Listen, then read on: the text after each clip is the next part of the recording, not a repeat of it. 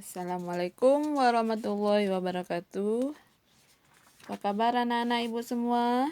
Mudah-mudahan kalian selalu berada dalam lindungan Allah Subhanahu wa taala dan tetap untuk menjaga kesehatannya. Mudah-mudahan wabah yang melanda negeri kita ini segera cepat berlalu dan kita secepatnya bisa bersua kembali dalam pembelajaran tatap muka. Nah, pada kesempatan pada pagi hari ini kita akan mulai kembali pembelajaran kita, yaitu masih di dalam tema 5E, yaitu ekosistem. Sementara untuk subtemanya, subtema kedua ya nak, itu hubungan antar makhluk hidup dalam ekosistem. Nah, muatannya sama seperti biasa kalau dengan ibu, yaitu muatan IPS. Nah, kita lanjut. Untuk subtema 2 ini, apa sih yang menjadi tujuan pembelajaran kita? Adapun yang menjadi tujuan pembelajaran kita, yang pertama, anak-anak ibu mampu menjelaskan macam-macam jenis sistem pertanian yang ada di Indonesia. Itu tujuan pembelajaran kita yang pertama. Yang kedua, anak-anak ibu mampu menjelaskan potensi sumber daya alam untuk wilayah dataran tinggi. Nah, lanjut kita masuk ke dalam macam-macam sistem pertanian yang ada di Indonesia. Di sini kita akan membahas 4 sistem pertanian yang ada di Indonesia. Yang pertama, yang sudah familiar ya nak, yang biasa kita lihat, yang biasa kita dengar, yang kalau kita biasa pulang kampung, nah ini ketemu nih bagi daerah-daerah yang dia memiliki potensi di bidang pertanian. Yang pertama, sawah. Nah, sawah itu sendiri terbagi atas 2. Ada sawah yang dia dialiri oleh air yang diusahakan oleh masyarakat atau pemerintah, yaitu di sawah irigasi. Nah, sawah yang memperoleh pengairan dari pengairan teknis berupa sistem irigasi, yang dimana sistem irigasinya itu berupa biasanya berasal dari danau buatan atau waduk. Nah, yang kemudian dialirkan kembali, airnya itu ketika sudah ditampung, dialirkan kembali ke sawah-sawah yang ada di sekitar waduk tersebut. Nah, ini bisa kita lihat seperti contoh nih. Nah, sawah ini mendapatkan air dari aliran air yang sudah dialiri ke sawah-sawah tersebut. Itu sawah yang merupakan sawah irigasi. Nah, sawah irigasi ini juga ada yang dibuat oleh petani secara sederhana ya. Mereka tidak kasih tembok, tidak permanen, tapi mereka buat semacam saluran air yang di kiri kanannya mereka bisa mendapatkan air untuk pembangunan sawah mereka. Nah, yang kedua, sawah non irigasi, yaitu sawah yang dia memperoleh pengairan secara non teknis, seperti sawah tada hujan. Ada sawah lebak, itu sawah yang berada di sebelah kanan kiri sungai ya. Tuh, kalau sawah tada hujan, sawah yang dia mendapatkan pengairan pada saat musim hujan. Biasanya ini hanya diusahakan sekali setahun aja sawah tada hujan ini.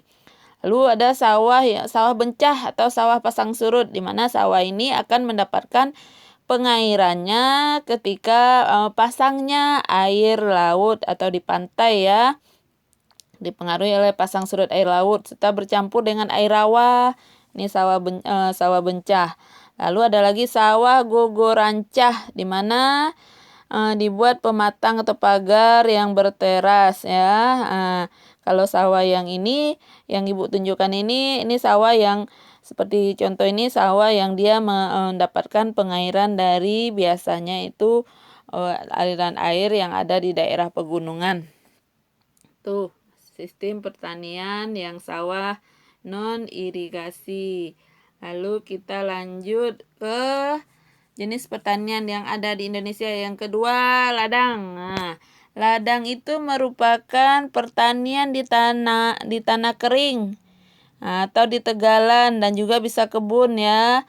Ladang tuh ada pakai sistem huma dia. Biasanya sistem huma itu ladang itu diperoleh cara membuat ladang itu dengan menebangi kayu-kayu yang ada di hutan lalu dibakar. Lalu sesudah dibakar lalu dibukalah ladang tersebut, lalu kita para petani bisa menanam tanaman yang mereka inginkan. Itu yang dikatakan dengan ladang. Terus yang ketiga, tegalan. Tegalan adalah sistem pertanian di tanah kering yang diusahakan pada musim penghujan untuk menanam tanaman palawija. Nah, yang keempat, kebun. Kebun merupakan pertanian dengan sistem yang dilakukan di pekarangan sekitar rumah. Nah, ini biasanya digunakan untuk memenuhi kebutuhan sendiri. Hanya sebagian kecil yang dari hasilnya yang diperdagangkan atau dijual. Misalnya sayur-sayuran atau bunga-bungaan. Nah, itu sistem pertanian yang ada di Indonesia. Kita mempelajari 4 aja dulu ya nak ya, sistem pertanian yang ada di Indonesia. Sekarang kita lanjut ke tujuan pembelajaran kita yang kedua, yaitu kita melihat potensi sumber daya alam wilayah dataran tinggi. Nah, wilayah dataran tinggi itu biasanya dingin, subur, indah. Nah, daerah tersebut biasanya memiliki potensi yang berbagai macam. Kita lihat ada yang potensinya itu sebagai lahan pertanian dan lahan perkebunan. Nah, udah dibuat pertanian, dijadikan lahan perkebunan ya, perkebunan teh. Biasanya itu daerah dataran tinggi, itu banyak tuh di daerah dataran tinggi. Daerah Jawa juga ada, dataran tinggi Dieng. Nah, juga terus dalam pertanian juga iya. Terus yang kedua, potensi yang kedua sebagai tempat pengembangan usaha peternakan. Nah, karena biasanya daerahnya subur dan pun banyak dengan tanaman, rumput-rumputan. Nah, ini cocok dan hawanya juga dingin, cocok untuk dijadikan lahan peternakan. Biasanya yang banyak tuh kambing, sapi. Nah, itu cocok tuh daerah dataran tinggi.